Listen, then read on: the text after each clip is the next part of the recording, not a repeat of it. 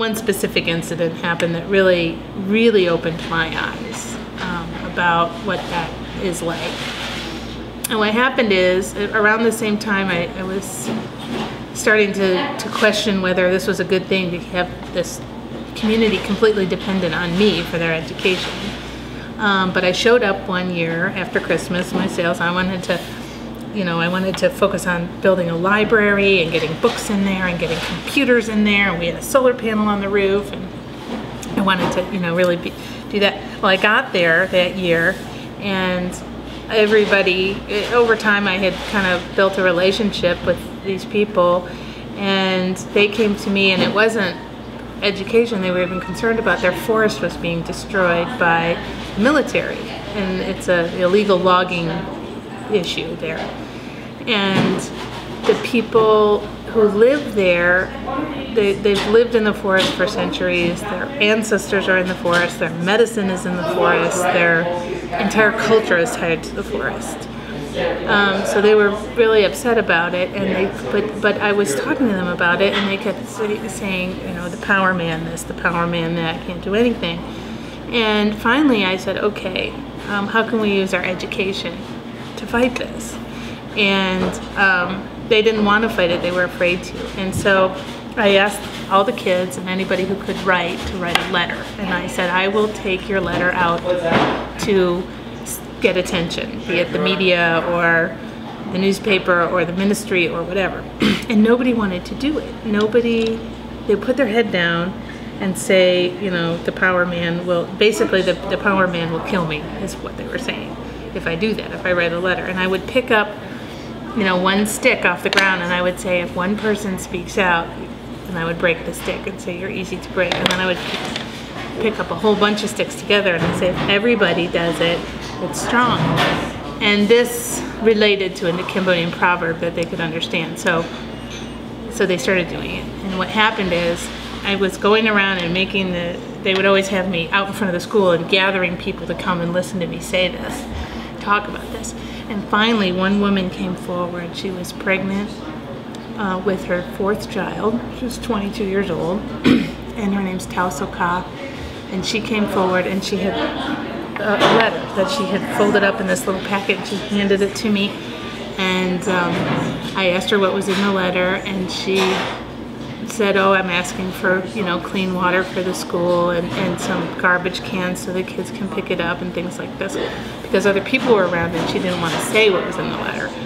But when we opened the letter and we read it, and she had learned to read and write at our school. Now it's in Khmer language, so I do have interpreters I work with all of this. I understand the language a bit, but it talked very specifically, they are cutting down our forest, they are taking bribes, the policemen are taking bribes on the street in front of the school. My kids see this every day, and she wanted it to stop. And her husband was a policeman, and he decided together that he would quit his job as a policeman in a place where there are no jobs at all, because they just saw this as, they didn't want to do it. And so they decided that he would just be a farmer, and she wanted the bribe taking to stop, and the corruption. And she saw that the #1 problem in their community was immorality. And it's really interesting, because this is kind of what's wrong with the whole country. But what was interesting is, so she had this letter, and so then I took that letter and I went around to all the village leaders that I knew, and the monks and the teachers, and I said, if a pregnant woman can write this letter, and they would read it and be like, oh, good letter, and I'd be like, if a pregnant woman can write this letter, you can write a letter. And it became this big thing. They all went around to all the villagers, and a lot of them can't write, so they would have to thumbprint letters.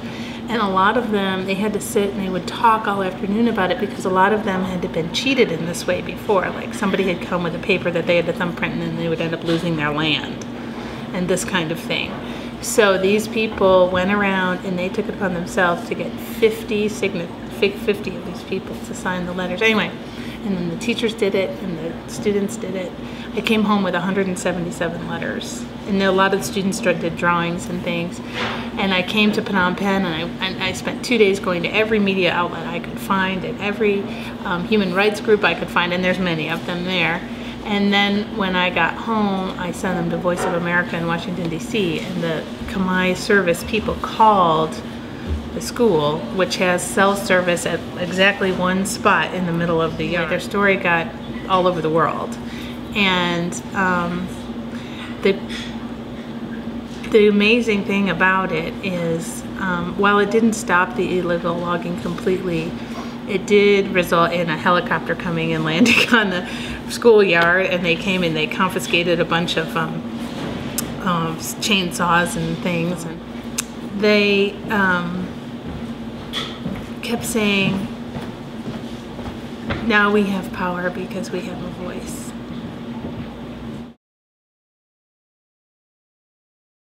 Kids, there's one kid at our school, a girl named Chumsaram. She's 17. Her parents are incredibly poor. They're Sui, they're minority hill tribe people. They had 12 kids in their family, and 6 of them have died. And she's the oldest surviving child. She's 17. And when I got there and her father is on the school committee, neither her mother can read or write. And when I got there last May, they're one of the families that have a rice field, but they never grow enough for the whole year. So part of the year they just go hungry. And his 90-year-old father had died, and they had to put on a proper funeral for him. So they had bargained away some of their rice, and they didn't have enough rice. So she was having to skip school to go out to the woods and dig up